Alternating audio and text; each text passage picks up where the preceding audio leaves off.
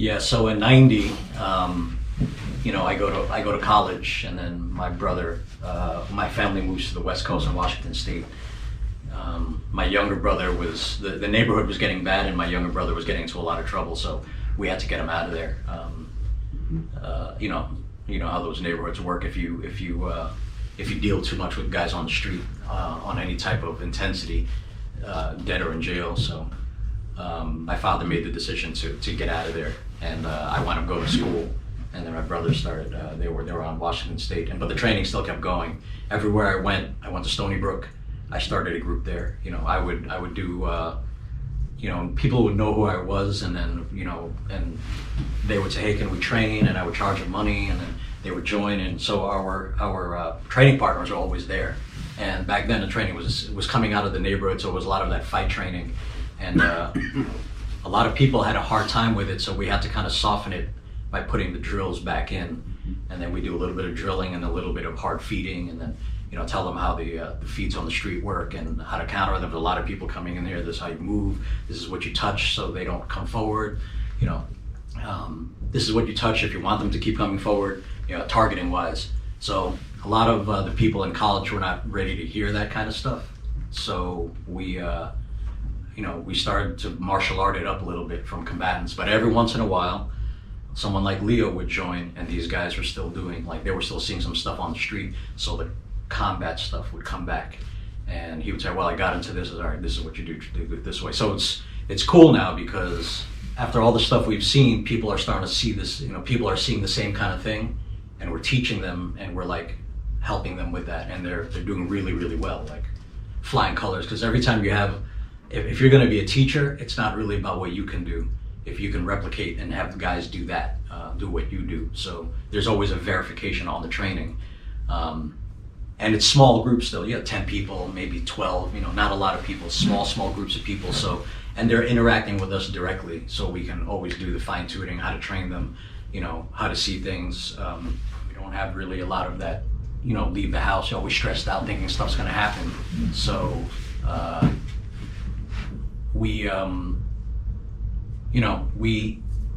start to figure out how to transfer the information more. Because before it was just a bunch of guys on the block, and people needed to be trained because they wanted to defend themselves against what's going on in the neighborhood. And the training is it's different. And now we're getting into we're trying to get a bigger group going, and we want them to be as good as possible, so they're better training partners for us. So we're starting to figure out how to, how to train guys. So when we're training with them, there's somebody that we can move with. So the drills are still there. We use those, but this time we got a lot of FMA guys coming in through the group, and we're starting to see their drills. We'll work their drills. It's more of like a community type thing, even though I get paid for it, But then when we show our stuff, it's more like the street stuff. It's more like the mass attack work. This is what happens. Someone just comes in and shanks you. This is what you should do. Giving them all the responses that you would normally see if someone's stabbing you and you move against somebody. So that kind of training is going on, and that goes on through college. So we would train in the back of Hunter College. We were working in the medical office. We were EMTs, and we would train in the back room over there. Small. It was always small.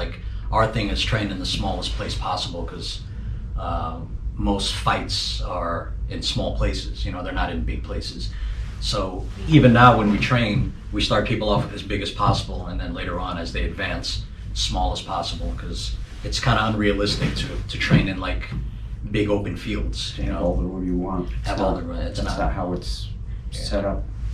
Yeah, and the better you get at doing this, the more you don't want people to have any space. That's an important thing. You don't want anybody moving around. You don't want anybody running from you. When it's real. Yeah, we're out in Washington. We make sure to go out there, and there's always people that you can train with. I think Ryan was out there. That's where we met Ryan. Yeah. Simeon, and he was involved with the Filipino martial arts group then. Yeah. And then he met my brother, and then went over to my brother to train with him because of my brother's noticeable skill set. My younger brother's noticeable skill set, and then my older brother shows up there, and then got a lot of people. We made sure that there was always people out there that we can move around with. There's people out there who were willing to get together to train, get together to do group fighting, which was good. So in both coasts, we're still working throughout the 90s, even though we're out of the area that really made it necessary when we were younger. Yeah, it's a weird thing because when we were young, we didn't want to train. Right. But we did so much training in that type of environment that when we left it, it was already, we couldn't get rid of it. Yeah, it was part of it's something you just wanted to do. Like, it's something, it was part of your day-to-day thing. And even if you can't get to it day-to-day, like if you don't train, let's say if a week, maybe a week and a half, 2 weeks goes and you haven't trained, it feels, you feel off. So it's something that you just wind up getting back to and doing. That transition was pretty smooth. Like, all of a sudden we realized, hey, we're the teachers now. It was like, my dad is not teaching us anymore. We are the teachers now. So it was pretty, all of a sudden you looked up and we're looking at a bunch of students. You're like, huh, like we have students. Even though we think of them as training partners, we have students now. And that's a very important thing because if they're training partners, you don't really care what they do when they leave. You're training them because you want training partners, but they might go out and start fights and you're not really tracking that type of thing. So later on that comes into play. Because everybody we taught, we just assumed they were going to be fighting because the neighborhood was bad, but now we're not in a bad neighborhood, so we have to make that transition also. We all start getting jobs, so now we're in corporate America, right? Now we're in that world, and in that world you don't, you don't see anything really, really bad. Every once in a while someone will get a fight on the New York City train. I mean, that's normal. And then, you bang them out a little bit, do your thing, and you talk about it, it's funny, but now, you're doing the whole corporate America thing. It's 9 to 5. You don't have the freedom that you had in college where you were, you get up and train anytime you want. Everybody's busy, everybody's working, everybody's got to pay their rents now. They bought houses, stuff like that. You can't threaten people. You can't talk to people like you did at work, like you do on the street, because now it's an HR issue. Get used to that culture. Yeah. But on Sundays, we are still training. So I moved to Jersey City from Manhattan because I was living in Manhattan, and we were training and doing that thing in Hunter College. And then I moved to Jersey City, and there I have a motorcycle riding crew. I was real into bikes at that point, and they found out that I trained, so that whole crew started to train with us in Jersey City. So this is late 90s now, 97, 98, 99, So we got this crew, the same thing, like, we're just a bunch of guys that meet up on a Sunday, and we were riding, but then all of a sudden all these guys start to train, so the riding on Sundays start to slow down and they would train. So everywhere we went, there was always a crew of guys. It was a simple thing. Someone say, hey, I know this martial art thing, and they say, what do you do? I said, knife stuff. And then they said, what do you do? It's like, I have a training knife, or a wooden, back then it was wooden knives, and I give it to them. They try and stab me. I do something. I'm like, oh shit, and then they want to train. That's usually how it is. So we're not really fighting that much anymore. We're just like, and a lot of the guys that we're training, it's the same.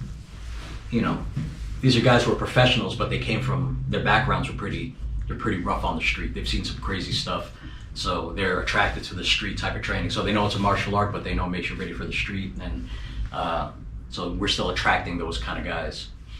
So in the 90s, I meet my wife. And for a lot of you guys who want your wives to train, so my wife was training a little bit here and there. And I know it's a hard thing to get like your significant others to train, right? And we're in corporate America, and she's like, oh, nothing's gonna happen. We go to work every day, I take the train. I said, look, when it happens, it's going to happen in the middle of rush hour, and people are going to be there, and they're going to be watching you fight because they're not going to be able to process what's happening. Because that happened to me when I was young. When I was robbed, there was a lot of people around, but people don't, they tend to ignore that.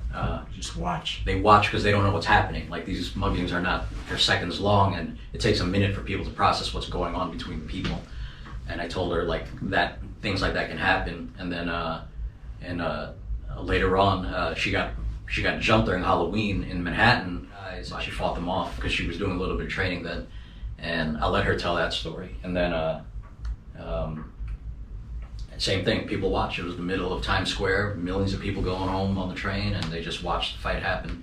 So after that, she starts to train because observations like that, like, And this is one of the reasons why people would join, because we would tell them this is what was going to happen, and then they would see it, and it would happen exactly the same way that we should, because we saw it all the time. But like, people from bad neighborhoods can tell you exactly what's going to happen.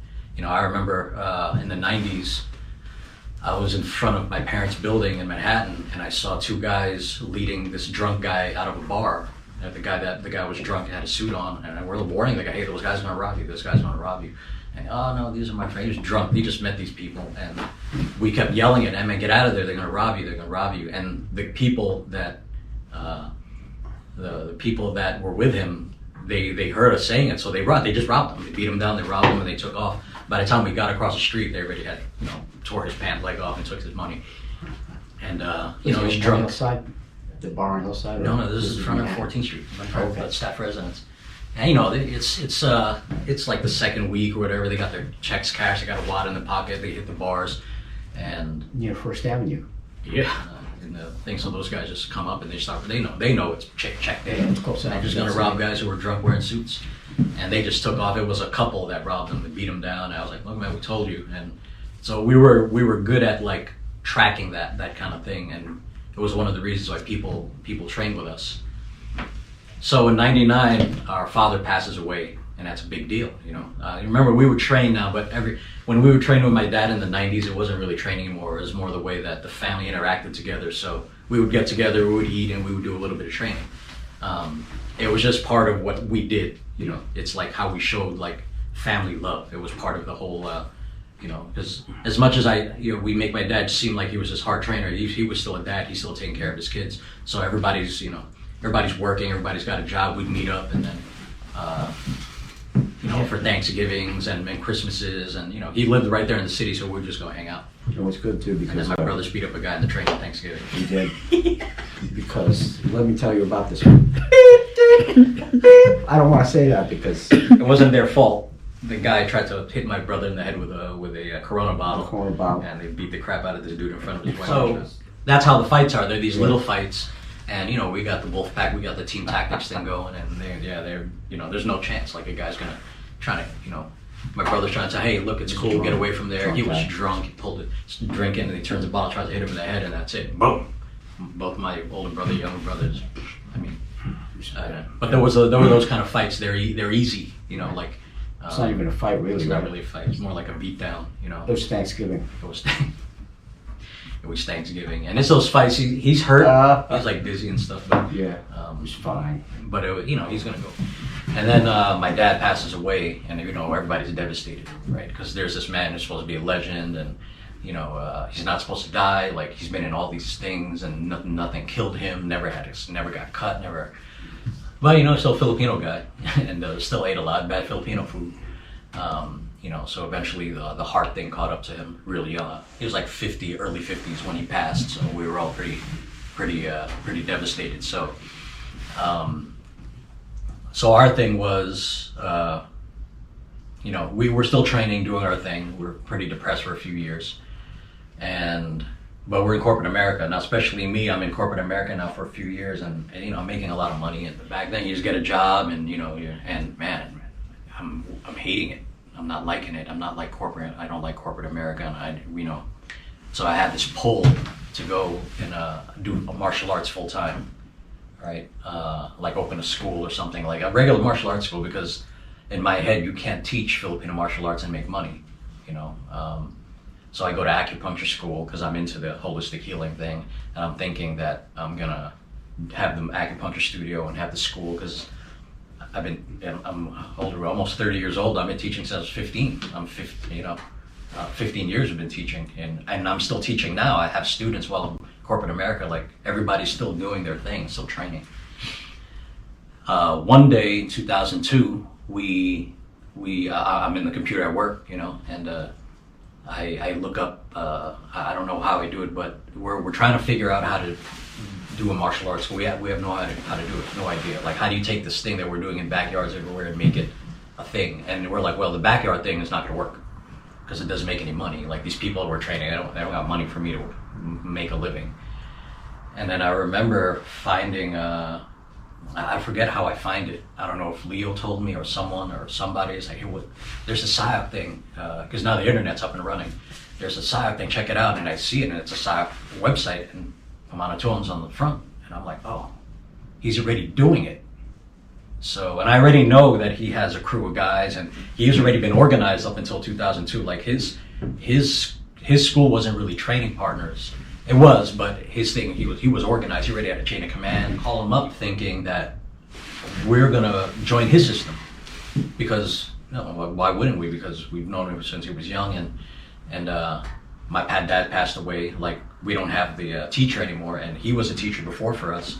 So, like, hey, yeah, we should call him, and maybe we can join him. Like, so now it's PSYOC, it's official, you know.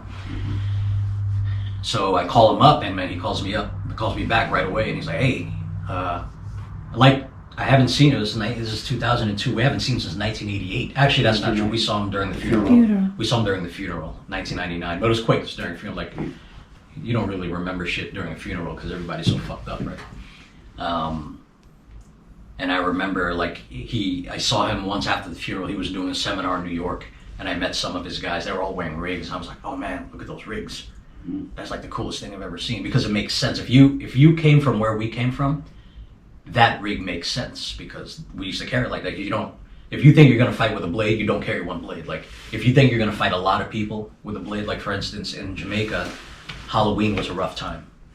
So 300 kids would hit the block and they would do things, man, they'd fight. So if you had to go out and Halloween, man, big coat, multiple blades, right? Big blades. Big at least blade. one big blade Yeah, and big two little blade, blades. Two little blades, like multiple blades. At least 4 blades were on you. You don't get on the train without them. And they would shut down the main avenue in our high school. Like, they would shut down all the stores there because all the high school kids was raid and destroy. It's kind of like what you're seeing now with the crash and the robberies going on. But it's in a bad neighborhood. So I'm seeing this rig and I'm like, yo, check that out. That's it. Like, he has an official place, you know, it's official. Everyone in the seminar was wearing these rigs. I'm like, oh man, it's cool. This is 1999. And I remember meeting him there because he wanted me to go check something out. And I was, oh, that's cool, 1999. And then 2002, I see him again. And